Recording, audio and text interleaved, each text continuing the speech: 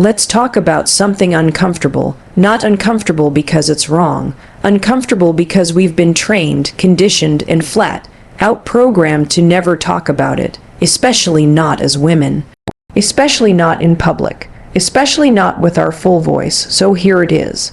A study found that 88% of women enjoy penetration in their sex lives. Yeah, I said it, and some of you just flinched. Some of you immediately got defensive.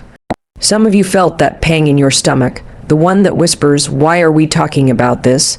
And I get it. I do. You've been raised just like I was in a world that tells you your body is off limits, that your desires are a secret, that your pleasure is shameful or worse, irrelevant, that the only acceptable conversation about sex is one that centers someone else's satisfaction, usually a man's. But here's what that statistic tells me. Women are finally starting to wake up. Women are finally starting to say out loud what they've always known in private, and this isn't just about sex. This is about the reclamation of your voice, your truth, your power, because if 88% of women are saying, "Yes, I enjoy this," and the world still finds a way to twist that into something shameful or controversial, that's not on us. That's on the systems that have kept us small. That's on the narratives that have kept us silent. That's on the shame that's been spoon-fed to us since before we even understood what the word pleasure meant. And let me be very clear about something. If you're sitting there thinking, "Well, I'm not part of that 88%, does that make me broken?" Absolutely not. Absolutely not. This is not about statistics. This is not about categories. This is not about squeezing your body or your experience into someone else's version of normal. This is about you understanding yourself. You exploring what makes you feel good. You learning to give yourself permission to want what you want, say what you need, and reject anything that doesn't serve you, because you want to know the truth. Most women don't even know what they want, not because they're clueless, but because nobody ever taught them how to ask. We weren't taught to explore. We weren't taught to listen to our bodies. We were taught to endure, to suppress, to please, to put ourselves last and apologize for our needs when they finally screamed loud enough to be heard.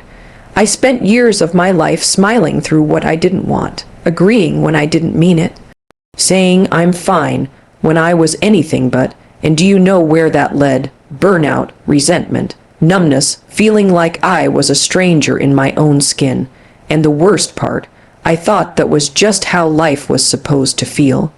I thought that was normal. But guess what? Normal isn't always healthy. And just because something is common doesn't mean it's okay. It wasn't until I started asking real questions, hard questions, that things began to change. What do I want? What does my body like? What do I like? What's just habit? And what's actually bringing me joy, connection, aliveness? And it wasn't easy, because when you've spent your whole life avoiding those questions, finally facing them feels terrifying.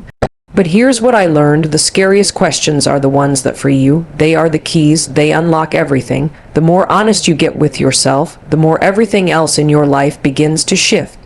Your relationships change, your work changes, your confidence changes. Because when you stop betraying yourself, when you start honoring your own truth, your life begins to align. And I want to be super clear. This isn't just about the bedroom. This is about the whole damn house. It's about how you show up in every space of your life. Because if you're afraid to ask for what you want under the sheets, I guarantee you're afraid to ask for what you want in a meeting. If you're not expressing yourself fully with your partner, I promise you're holding back with your family. If you're not listening to your own desires, you're not building a life you actually want. You're building one that just looks good from the outside. And let's talk about shame for a second. Shame is the real villain in this story. Not your body, not your desires, not your preferences. It's shame. Shame keeps us quiet. It isolates us. It convinces us that we're the only one who feels the way we do. That we're weird, that we're broken, that we're too much or not enough. Shame is a liar. It thrives in silence, but the second you speak, the second you say, "Hey, this is how I feel," that shame loses its grip.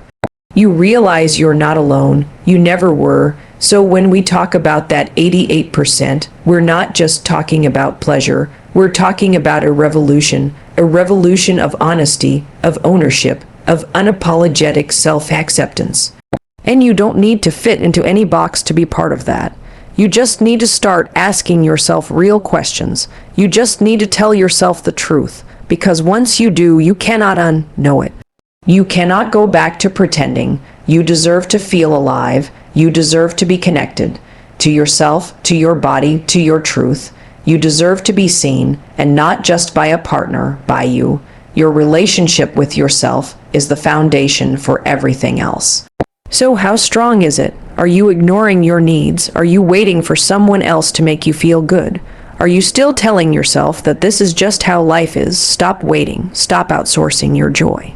Stop silencing your voice just to make everyone else comfortable. The world doesn't need another good girl, following the rules and disappearing in the process. The world needs you, real you, honest you. Whole you. This is your permission slip. To be loud, to be messy, to explore, to screw it up, to figure it out, to say no with clarity and yes with power, to own every inch of your story, even the uncomfortable parts. Especially those, because you've got one life, one body, one shot to actually feel the way you want to feel. So stop editing yourself to fit into someone else's version of acceptable. Start living in your own truth. Because I promise you, once you start, you will never go back. You don't need to earn your right to take up space. You already have it. Now take it.